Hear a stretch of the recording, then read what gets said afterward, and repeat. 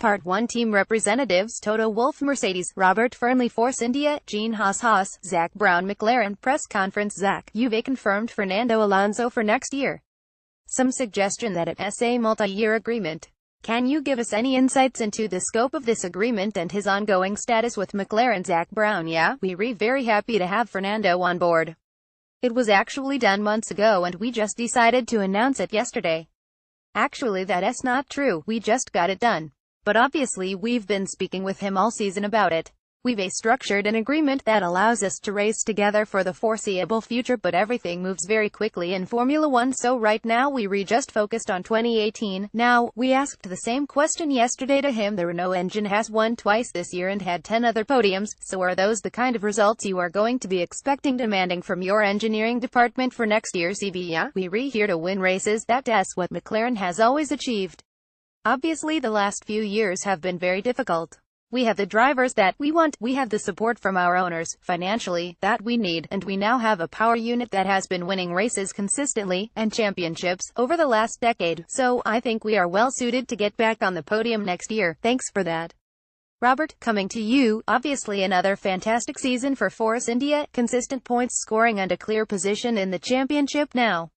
But if you stand still in Formula 1 you go backwards, so as management, what steps are you putting in place for the future development of this team, and how much does it depend on the package that Formula 1 presents you in the coming weeks? Robert FERNLEY: I think there are two elements to it really. One is that our goal, from our point of view, is to obviously maintain fourth, and that's not because we don't want to move forward, but it's probably going to be very difficult. I think we almost have two leagues of Formula 1 at the moment, this sort of Premier League with the top three teams and then the first division. And those are separated primarily with a significant payment coming in from FOM, and until that's bridged I don't think you are going to see any difference. You had another team orders moment in Japan where Sergio was requesting to be allowed through. He didn't mind the refusal that came because he said afterwards that it wouldn't have changed the team result. But can you give us a view on that decision-making process and how that team harmony is being managed now? RF: well, it wasn't really in order as such. Checo was pushing the boundaries a little bit. It was a very easy thing for us to say just hold position, and Checo was very comfortable with that. It was already organized before we even started the race. If that's where we were going to be, that would be the positions we were going to hold, and as Checo rightly says, it wouldn't have made any difference to the team's position in the end result. Gene: great result last time out in Japan. What does Haas do then for 2018? Robert has said he would like to maintain position, and that would be a success in itself, but in what areas can you and your team move further up the grid? Gene Haas: well, obviously there's a lot of dancing around in the garage in terms of engines and teams and packages changing, so I think that probably makes me more nervous than anything. Obviously if McLaren gets on the podium, that's probably going to push us down one position. You have Sauber going with a current spec engine and Toro Rosso going with the Honda engine, which looks string again, so it could be a real challenge next year to even maintain where we're at now, so I think that's really what we're looking for in 2018. Obviously we have to get better. We've got to race better, we've got to understand the car better, and if we can improve that, maybe we can maintain our position where we're at now. The idea of setting up the Haas Formula 1 team was to broaden the reach of your business beyond the domestic market. So has Formula 1 so far worked for you in that sense? It has actually worked quite well. We had a machine tool show over in Hanover, Germany about a month ago, and we had a Formula 1 car there, and I probably spent about half my time explaining to customers what we're doing in Formula 1, and I think it has put a little bit of intrigue into our business. People want to know who we are and what we are doing, and I think it just leaves an imprint in people's minds of, well, I know what these guys are going, and maybe I am going to watch them. It all works in terms of branding, marketing, even in a small niche business like machine tools. Okay, thanks for that. Toto: it has been a pretty impressive campaign from Lewis Hamilton, especially since the summer break. Things like that pole position in Malaysia with a car that was clearly very difficult that weekend. Do you feel he has gone up another level this season, and what do you think has brought that about? Toto Wolff: yes, I feel he has gone up a level. It's the fifth year that we work together, and in the car and outside the car he has just made a big step forward, and it's very pleasing to see that. I think it comes down to the dynamic we have in the team. He gets on with Valtteri, and that means there is no controversy at all trackside. We have a really good spirit between the engineering and the drivers, a good collaboration, and it has lifted the whole team up. We've seen today that Max Verstappen has committed to Red Bull Racing until 2020. Helmut Marko said the other week that Daniel Ricciardo was on the market. Would you rule out Mercedes taking an interest in him for 2019 and beyond? TWEV renewed the contract with Valtteri. That means that our whole focus is on Valtteri and Luis for next year. First of all, to finish this year as good as possible, and then next year on the two, and we haven't thought beyond 2018. Questions from the floor. Dan Knutson, Auto Action and Speed Sport. The FIA is going to announce the new engine rules soon. What do you expect to see and what would like to see as far as engine rules for the future are concerned? ZB very much looking forward to seeing what the new engine rules are going to be. We've all heard snippets of what that might look like. I think everyone is in agreement. We need less expensive engines in general. We need less expensive racing budgets, and certainly power units are an element of that. I think manufacturers in the sport are critically important, always have been, but at the same time it would be great to have an independent engine or two, that if you weren't in a situation where you had a manufacturer or you had other options, would be healthy for the sport, as it has historically been. So hopefully rules will be put in place that will allow both manufacturers to continue to enjoy the success and benefit of Formula One, while allowing some independents to come in and provide some maybe more economical but yet competitive situations for engines for teams to choose engine partners from. I think we are in a pretty good position at the moment because we have multiple manufacturers engaged in the sport, committed to the sport, contrary to many racing leagues where manufacturers have exited, so we mustn't forget that this is a solid pillar of Formula One. But I agree with Zach. We're pretty easy with whatever rules come in. We believe that what the studies have said that technology is important as part of the USP of Formula One, so we should make it low-tech, but equally making it possible for an independent manufacturer to come in, such as Aston Martin for example, would be good for the sport. The more brands we can attract, the more interesting it will be. The way we tackle the situation is we are very interested to hear what the FIA and FOM's position is going to be and then go with whatever they suggest. We've heard a lot of different technical variations on what the engine will be, so it's hard to speculate. I think it is certainly going to be simpler. They'll probably drop the heat generating unit, and I think that's good, but I kind of agree with the other voices here that we need to have a specification that allows a major manufacturer to come in and design an engine, and not only the engine but also the transmission, as just having the engine without the transmission really does limit your choices. So it would be nice to have a specification even for the transmission, so that you could get the entire package from the one vendor.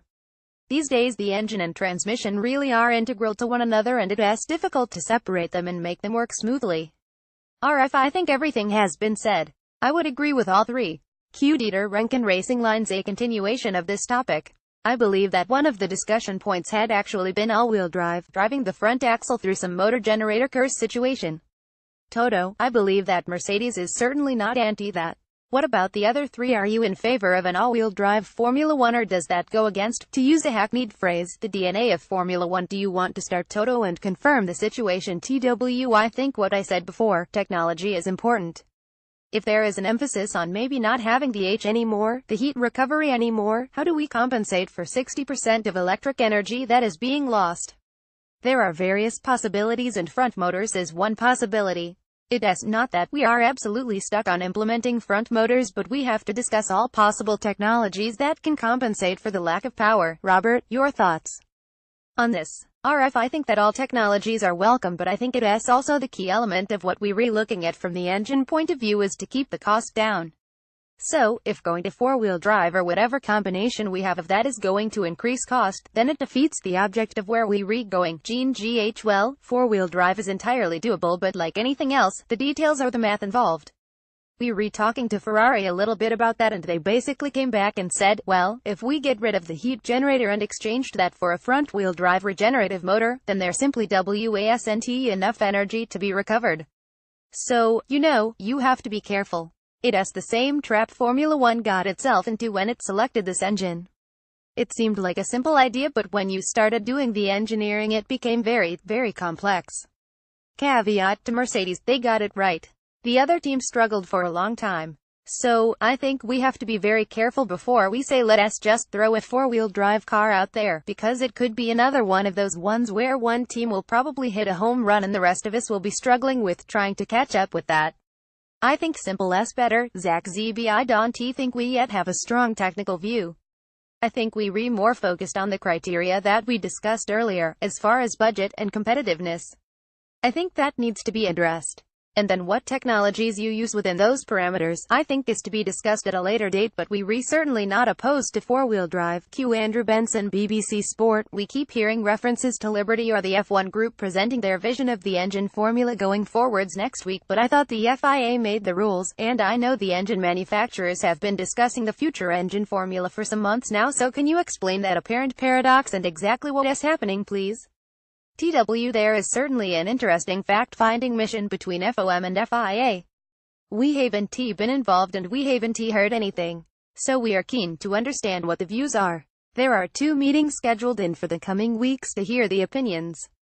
So, I can't really tell you more, Robert RF. We have no involvement in it whatsoever, so we as blind as you are. Gene GH. I guess there's a technical delegation that gets together and discusses these things which we not part of. It's up to them to come together. I think it's usually the owner-builders that come to agreement on what they want to do and then the FIA rules on it. At least that's somewhat my understanding. That's probably where the confusion comes from. Owners have their agenda, what they want to accomplish, and then the FIA obviously has what it wants, but it's not really all that technically knowledgeable sometimes. Then the result is that we wind up with a product that the OESNT make anybody happy. I think this, and I didn't address it earlier, I think the cost is incredibly important, and trying to make a package that all the teams or at least the lower teams can afford is fundamental to even our survival. Zach, if it's not clear what's coming down the track, what would you like to have coming down the track? Maybe that's another way of phrasing the question. ZB. I think you have to assume Formula 1 and the FIA are collaborating and communicating, so while one party may deliver here's what the plan is, one has to assume both have been working very closely together, so I doubt it's been authored exclusively by one party. Yeah, I think it's been well spoken about. The challenges and issues in the sport. Let us hope there's greater collaboration moving forwards, so when rules are introduced, technologies are introduced, they've been well thought through, and from what I've seen, from being in strategy group meetings, being the new kid on the block, is not everything is always looked through as many lenses it should be technical. How is it for the fans? What commercial ramifications does it have? Things like the engine fin, that now blocks the branding on the rear wing, and I don't think anyone has thought about that, but when you out talking to your partners, the rear wing used to be a very attractive sales position, less so now because of that engine fin. The conversations that I've been in, no one has that conversation, so hopefully by everyone working more together, everyone will ask the right questions and we all end up with the right outcome. Q. Olav Moles Ego Sport. Question for Toto. Double question. All your customer teams, you have the best power engine on the grid. All the customer teams are trying but hardly get podiums, let alone wins. You said you'd never give an engine to a competitor who could beat you. Is that likely to change in the final 2 years of the current engine formula? The other one, because of that, you want to win, but if you don't win, would you prefer to lose to Ferrari or a customer team? TW. Tricky question. We are here in order to extract the best possible result, and we have to consider obviously who to supply with an engine, and one of the considerations is to not end up in a situation where it would further escalate the costs of our chassis division and end up in a spending war between the bigger teams because the engine factor is neutralized. So, that is one of the considerations we had in the past. Number 2, who would I like to beat us? I don't know, it's very difficult. I think you have to, as a sportsman, honor whoever does a good job. A good enough job to beat you deserves to be there. This is why we all love the sport. It's brutally honest. The stopwatch never lies. I can cope with whoever does a better job because it's deserved. Cute Eater Rankin Racing Lines. Toto, taking what you've just said. Mercedes is in Formula 1 for 3 reasons: a leaning sporting, commercial and technical. Under which circumstances then would Mercedes leave Formula 1 if would didn't happen? TW. When we re-entered Formula 1 as a team in 2010, it was not a lighthearted decision. On the contrary, it was well thought through that we wanted to come back with a works team. So, there is no discussion at that stage about leaving the sport. On the contrary, it's our core business. We build road cars and we build race cars. Q. John Mass and Gale Speed City. Being an American F1 fan, it's been exciting to watch what Liberty Media might do, everything from the small changes like adding miles per hour to the world television feed to things, like now, Sirius Radio being announced and now the new over-the-top television changes. I want to ask, particularly Gene and Zach, about what you guys think about what Liberty Media has done and anything we can expect. It's all good. I think they've taken a very, very positive approach of being proactive to changing things. I think they've opened the sport to more fans. I love the weekends. I think the weekends make it more of a family event. It's interesting what they're redoing. And obviously they've done quite a bit. I think they've done more in this last year than we've seen in the few years I've been in Formula 1. It's all good and I know they want to add more races. There's a lot of things on their agenda. It will be interesting to see when they actually put something down in writing for the teams and how they will respond to it, but I think it's all been very, very positive. ZB, yeah, I agree with Jean. We've seen a lot of activity this year. They retrying new things, really engaging with the fans. You can tell there's a real focus on the fan, and I think if we get that right and we have hundreds of millions fans around the world, create new fans, then that creates a healthy ecosystem for more sponsors, healthier teams, everyone can sell more products, so we would have a great fan base, and they are really focused on expanding that, and I think it's very early days. Looking forward to the off-season. They're not 12 months into the job yet, so they're drinking from the fire hose, and I think onwards and upwards, and we going to have a very healthy sport moving forward. Cute Eater Rankin Racing Lines Toto, you were talking about 2 upcoming meetings. One I imagine that you referred to as the engine presentation on the 31st, but there's also a strategy group meeting. Given the fact that the 4 of you represent teams that have got totally different business models, what would each of you like to see come out of that strategy group on November 7th TW? Well, I can only speak for ourselves. The most important thing is that there is clarity on what the vision is from Liberty going forward, on chassis regulations, on engine regulations. We are pretty open to hear their opinion, as long as we have enough time to adapt and adjust and make our opinion be heard. That will be the priority from my point of view. ZB, I agree with Toto. My only build would be a timeline in which to implement. We're never going to get all the teams totally aligned, so I think it's a case of you've got to kind of get 80% of the way there, and then as owners of the sport make some decisions and then we get aligned, so I'd like to just see it happen in a fairly quick manner so we can get on with it. And 2021 is around the corner. It would be nice to maybe see some of the things implemented before then. So I think just making sure it doesn't drag out, which historically has happened in this sport when there's been regulation changes, and that becomes disruptive. Well, they definitely need to finalize their ideas on paper, because I think it's going to take the whole of next year to sort those out, and then you into 18, and then there's only a couple of years before 1920 comes around, so it's very important for them to put things in writing so the teams can argue about them and back and forth with Formula 1 and FIA and teams, and we can start some kind of a basis of opinion of what we want to do. We're very interested in cost caps and engine specs and technology limits, but it's almost Congress and trying to pass a tax reform or budget or something. It sounds like it could go on forever. RF probably very similar to everyone else. I think what you're looking for is to get an in-principle agreement on the strategy group, which clearly determines the headline items of what we want to achieve, and within that, the timing of when it's got to be achieved by.